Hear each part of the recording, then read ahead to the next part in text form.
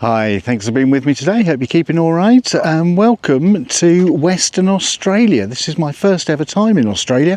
I've been in the country about 10 hours. I'm here for about the next 5 weeks, and I am 2 hours south of Perth in Western Australia at the moment, just taking it all in bright and early in the morning here. But anyway, welcome to you. Today, I just really want to have a conversation with you really about developing a generous mindset. I think generosity is at the very heart of what it means to live the Christian life, and what it means for us to mirror God in the world. In Acts 20 verse 35, Paul quotes Jesus as saying, "It is more blessed to give than to receive." So the idea of giving, the idea of living a generous lifestyle, I think is at the heart of our spirituality as Christians. So today I just want to think about 3 ways in which we can develop a generosity mindset and live our faith out of that. But before I talk about those 3 ways, really, why is it that generosity is such an important part of our spirituality? Well, I think primarily it's because God has been generous to us, hasn't he? God is so generous to us in the way in which he shows us grace through what Jesus did on the cross, the way in which he has given us forgiveness for our sins, the way in which we are so unworthy and yet he gives us life in all its fullness, life in abundance, and all the blessings of an eternal glory with him. So God is so generous. It's at the heart of who God is to be generous to us. And so there's a sense in which, as we seek to develop a generosity mindset for ourselves, so we are mirroring God towards other people. The generosity that God has shown to us, we want to share that spirit of generosity with others. But also, I think there's a sense in which, more than just mirroring God's generosity to others, if we develop a generosity mindset and we live out of that ourselves, then actually we become a channel for God's generosity as well. In James, the book of James, chapter 1, verse 17, James writes this. He says, "Every generous act of giving with every perfect gift is from above." So I think what he's saying there is that, as we live generous lives, as we share generosity with other people, it's not so much us being generous, it's that we almost become a channel for God's generosity towards others. So generosity is really important as a mindset for us to live out of as Christians, because we mirror God in that behaviour. But more than that, we become a channel for God's generosity towards others as well. And I think that generosity is actually at the heart of our DNA as human beings. I mean, sometimes we choose to live lives that are not generous. Sometimes we choose to live lives that are selfish. But I think fundamentally we are created to be generous people. That's because we are made in the image of God, and God is generous. And so, it is within our DNA to be generous. So, generosity is at the heart of who you are. You are by nature a generous person. It is part of your DNA. And so to live out that Christian lifestyle, there's a sense in which we just need to live out of that generosity. So how do we actually go about doing that? Well, today I want to suggest 3 particular ways. And the first is to be generous with our treasure, with our money, with our possessions, and to show generosity towards others out of that. Now, often when we talk about this, the conversation immediately moves towards the question of tithing and whether or not we should tithe 10%, whether that's a kind of biblical principle that we need to live by. I don't really want to address that issue today. Although, to be transparent, I tithe 11% of my income actually to the church and various other charities as well. But that's not really the approach I want to take today. Morning. Instead, I want to say that we don't really want to be legalistic in how we think about our giving. If we want to develop a generosity mindset, then it's not so much about following a legalistic rule of, well, you have to give 10%. You need to work that out for yourself. I want to say that really a generosity mindset is about the spirit behind the giving, if you like.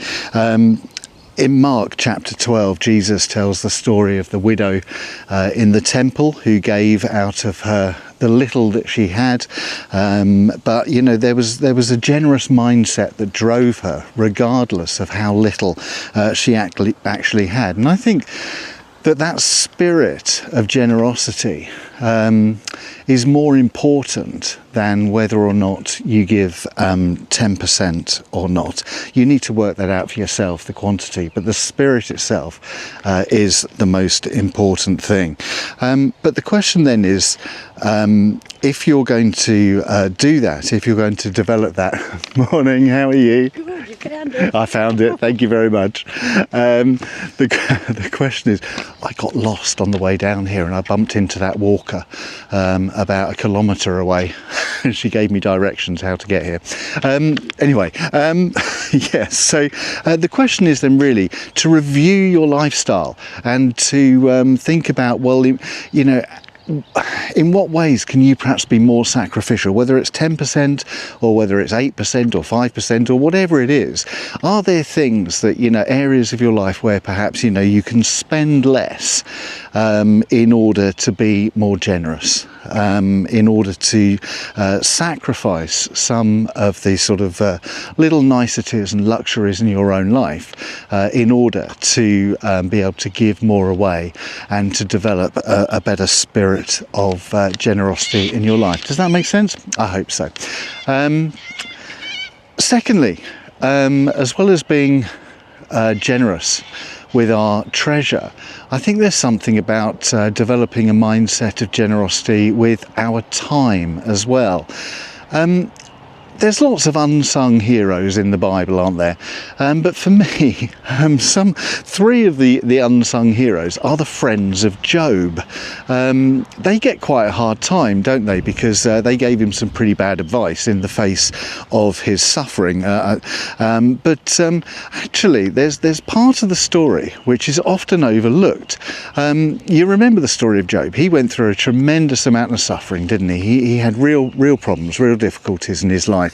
And his friends lived in different parts of the country, and they'd heard about his suffering, they'd heard about all the problems that he was going through, and they decided that they were going to go and be with him and support him in his troubles. So that must have been quite difficult for them, because it would have meant perhaps leaving their jobs behind, their families behind, and you know, taking time out to go and be with him. But then there's this amazing verse in Job chapter 2 verse 13 that says this: when they saw Job, they sat on the ground with him for 7 days and 7 nights.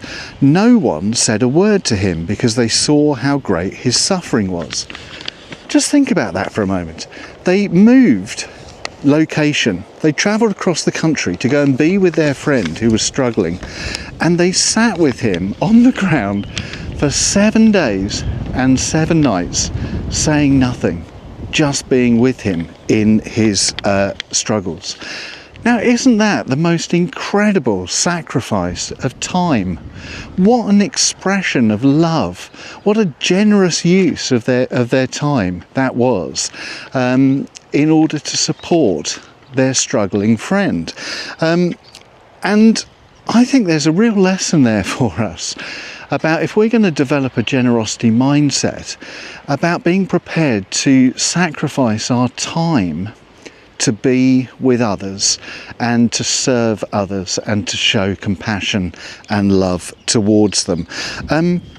Sometimes I think we feel that, you know, when people are going through a hard time, we need to give them the answers. We need to give them the theological answers.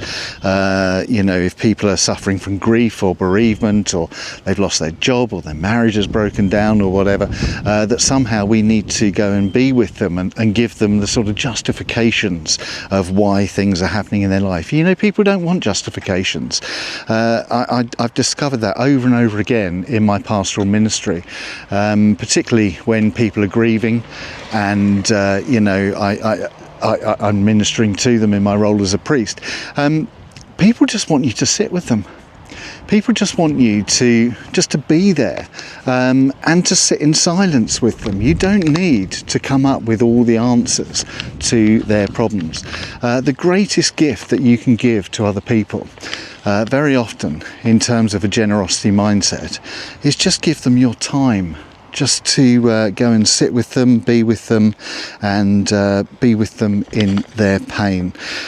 So I would say be generous with your time. It's a wonderful gift to be able to have. And to be absolutely honest, it's one of the things that I struggle with most of all. I know that very often I'm rushing around from one task to the next, and sometimes people say, "Oh, I know you're so busy, but can I have a chat?" And I think it's a real indictment on me that people see me as being too busy to be able to talk to them, to be able to stop and talk. And it's something I really need to work on.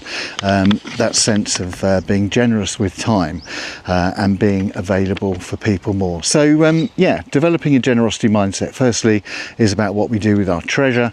Secondly, it's about what we do with our time. And then thirdly, I would say it's what we do with our talents. Talking about unsung heroes, I think another one in the Bible is Aaron, Moses' brother. If you remember the story of Moses, and God had called him into this incredible ministry to interact with the Pharaoh and try to get the people of Israel set free. And Moses said, "Look, I'm slow of speech. I can't do this. It's not something I can. I don't have the gift of speaking." And God said, "Well, I'll give you Aaron, your brother, and he can do the speaking for you."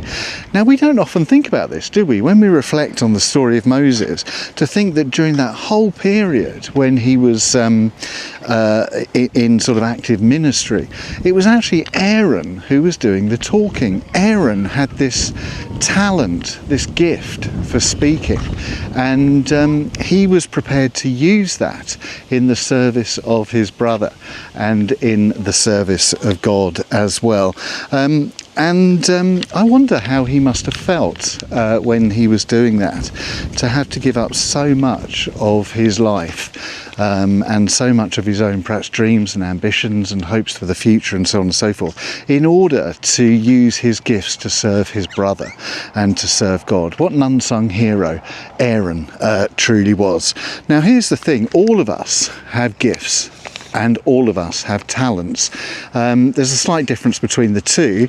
Talents are the sort of natural abilities that we have, maybe good at music, or maybe good at cooking or sewing or gardening or whatever it is, a sort of natural talent that you may have for something. And the gift is something, the spiritual gifts are given by God in order to grow the church and in order to minister to other people. But we all have gifts, we all have talents. And in 1 Corinthians chapter 12 verse 11, Paul says, "All the gifts are produced by the one and the same Spirit. He gives gifts to each person just as he decides."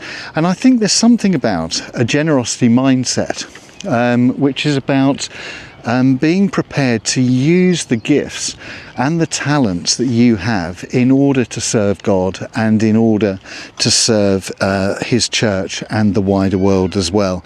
So what gifts have you got? What talents have you got that you can offer back to God and offer to the world with generosity in order to serve others? So today I just kind of want to say that generosity is not something so much we do, it's who we are.